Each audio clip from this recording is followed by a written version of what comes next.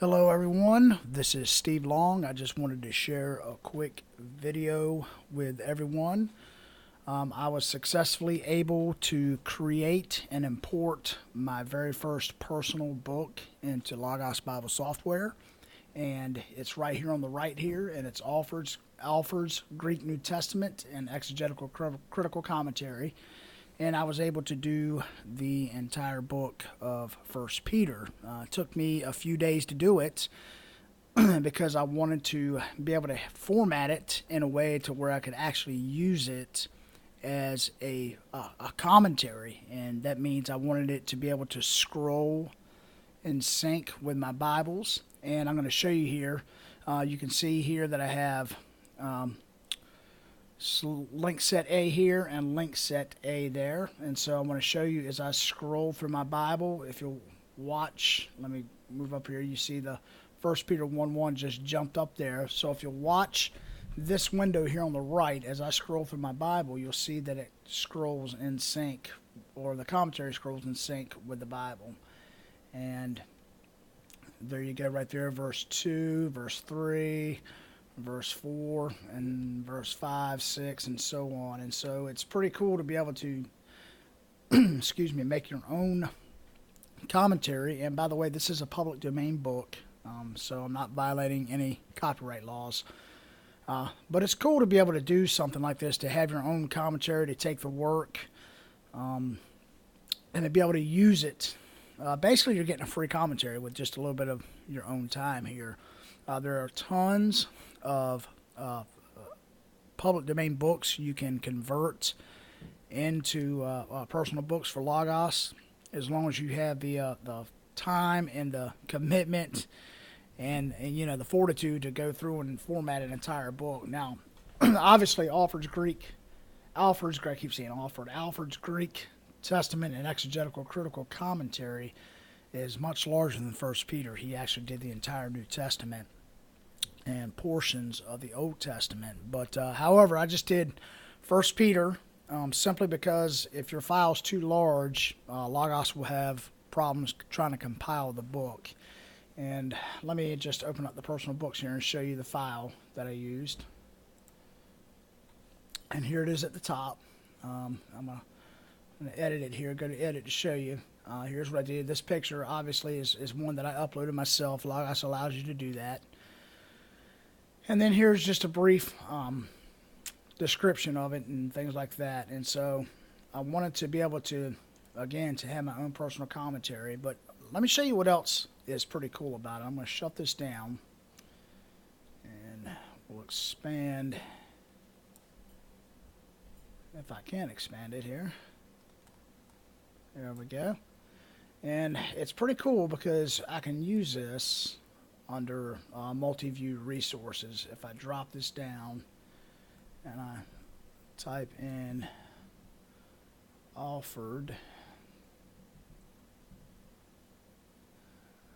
Critical Commentary Set, that's the tag, and I'll show you that, and check that. I can use this with multi-view resources, and it's so cool because I can have it in a multi-view, I can have it in a separate pane, I can open it up, and so it's pretty cool. And so what I want to do is I just want to show you the docx file that I used to format it, to be able to get it to scroll in sync.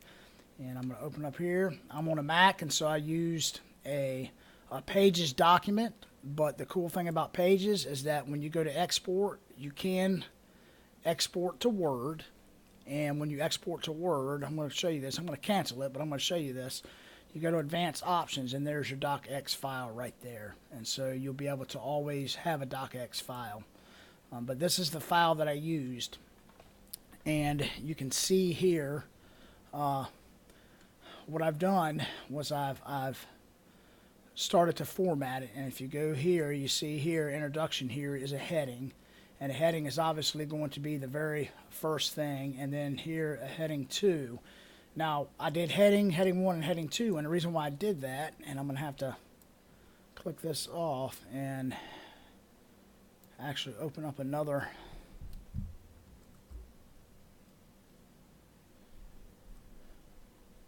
another pane here so I can show you this. The reason why I headed it the way I did is because it makes this table of contents here. And you can see the first level arrows here will be a heading 1. Second level arrow here will be heading 2. And the third level here is always going to be your heading 3. And so if you go to the chapters, you notice that chapter 1 is a heading level, which would be, let me see if I can go all the way back up. There you go. Go to the beginning of the chapter here, just so I can show you. So this chapter here, chapter 1, you notice that that's the heading level. And if I go to verses 1 and 2, I broke it up into section. That's the heading 2. And then each verse is a heading 3. So verse 1, verse 2. And if I skip down here to verse 3, all these are heading 3s. And I formatted it like that, so this table of contents would allow me to navigate anywhere I wanted to, even if I don't decide to link these two together. Right now they're not linked together, so if I took this and drug it back over here, right now I could do this all day long and it's not going to scroll together because I don't have them linked at this point. And if I wanted to link them, I'll just simply go here and hit link set A because that would match that. But I wanted to show you that, and now the question might be, how did I get it to sync? And Logos has these things called milestones, and milestones are simply keywords that you use, especially for Bibles or dictionaries or things like that. And so what I'm going to do is I'm going to scroll down here past this. Let me just go to a verse here.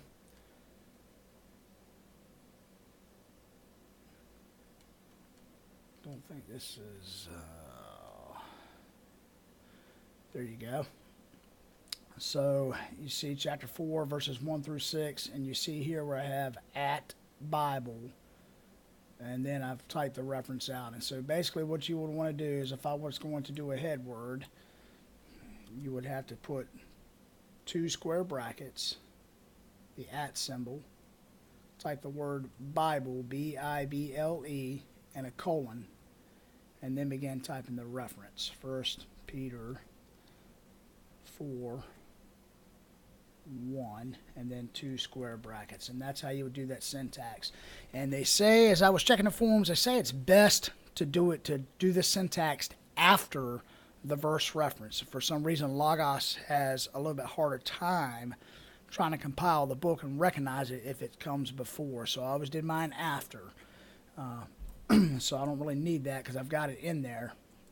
But in this way, you'll ensure that you get this bar right up here, and you'll ensure that if you tie them together, you see right there, it automatically synced to where I had it in my Bible. And so now I can scroll anywhere in the book of 1 Peter. And when this window goes to 9, this window is going to go to 9. When it goes to 10, this window is going to go to 10, and so forth. And so it's going to be on together and scrolling together. But anyway, that's just a personal book. Again, this is the document I used, simple docx file.